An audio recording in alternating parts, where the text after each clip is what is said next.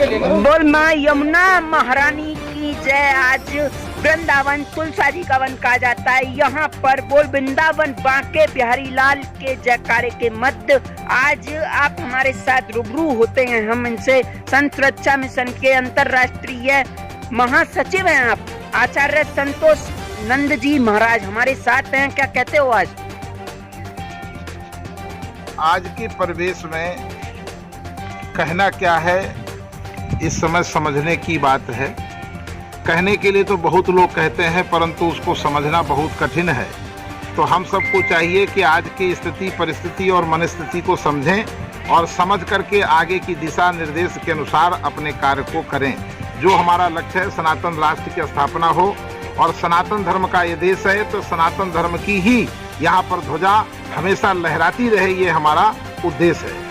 हम आपसे यही जाने महाराज जी, इम्पोर्टेंट इशुओं को लेकर मथुरा 3 लोक से नारी है, कृष्ण की नगरी है और यमुना के तट पर आपका गौशाला आश्रम भी यहाँ पर है, मगर गायों की दुर्दशा जैसे कि मथुरा की ये प्रमुख मूलतः समस्याएं हैं। श्री कृष्ण की पटरानी है माँ यमुना और यमुना को शुद्धिकरण को लेकर बहुत उग्र आंदोलन हुए, लेकिन मामला वही ढक के 3 पाता वही डर्रा जारी है। आज तक माँ यमुना शुद्ध नहीं हो पाई। इसको लेकर क्या कहना चाहते हैं राज्य व केंद्र सरकार से? देखिए, आप जिस जगह पर यहाँ विराजमान हैं, ये वही जगह है जहाँ पर भगवान श्री कृष्ण ने जमुना सफाई योजना जारी की थी। जब काली नाग काली दह पर और उसने जमुना को विषाक्त कर दिया था।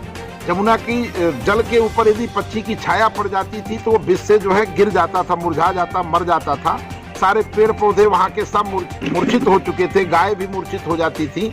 तो जमुना सफाई योजना भगवान श्री कृष्ण ने बनाई थी, पर कागज में नहीं बनाई थी। भगवान श्री कृष्ण ने योजना बनाई मन में, और मन की जो योजना होती है वो योजना पूरी होती है। कागज की योजना कागज में रह जाती है। सदियों बीत जाएंगे, जमुना सफाई, गंगा सफाई, ये सफाई अभियान चलते रहेंगे, परंतु ये सफाई जी में, गंगा जी में जो नाले लगे हुए हैं, गंदे नाले, जब तक वो गंदे नाले बंद नहीं किए जाएंगे, जमुना कैसे साफ हो जाएगी? मशीन से साफ हो जाएगी। एक मुझे आख्यायिका याद आती है, एक गांव में जो है कुत्ता गिर गया था कुएं में, पूरा गांव कुएं का पानी पीता था।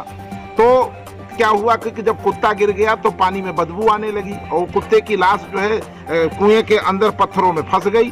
तो गांव वालों ने सोचा कि पानी में बदबू है, इसलिए पानी को उलीचो।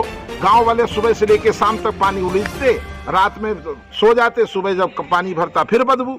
ऐसे करके हफ्तों उलीचते रहे, थक गए बेचारे। दूसरे गांव से पीने का पानी लाते थे, परेशान थे। वहीं पर एक महात्मा निकले, बोले, महात्मा ने पूछा, भाई पूरा गांव यहाँ कुएं पर क्यों इकट्ठा? बोले, महाराज कुएं की बदबू नहीं जा रही। तब महात्मा ने झांक करके देखा तो वहां तो कुत्ते की लाश पड़ी हुई थी कुएं के अंदर। तो महात्मा ने कहा कि मूर्खों, इस कुएं के अंदर जो कुत्ते की लाश है उसको हटा दो, पानी की बदबू खत्म हो जाएगी। और तुम लाश वहीं पड़ी है, पानी उलीच रहे हो, तो कैसे जाएगी? इसी तरह से गंदे नाले चल रहे हैं और गंगा में मशीनें लगी हुई हैं, जमुना में मशीनें लगी हुई हैं, सफाई हो रही है। ये बड़ी विचित्र स्थिति है।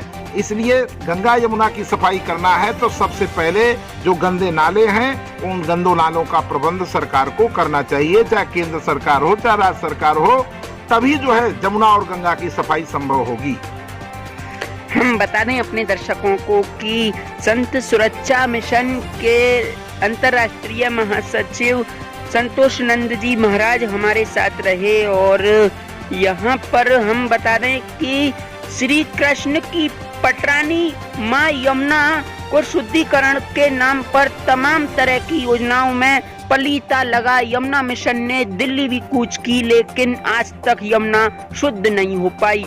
और यहाँ की जो गाय की दुर्दशा है, हम देखते हैं आए दिन गाय जो है तालाब घरों में मुंह मारती रहती है, लेकिन इस और नगर निगम जिला प्रशासन का कोई ध्यान नहीं है। आखिरकार मथुरा की समस्या को लेकर कैसे और कब तक यहाँ की समस्याओं से जनमानस को निजात मिल पाएगी, यह देखते हैं हम आगामी समय में। आखिरकार कुछ तो मजबूरियां रही होंगी, कुछ तो कारण रहे होंगे जो यमुना शुद्धिकरण को पलीता लग ही गया।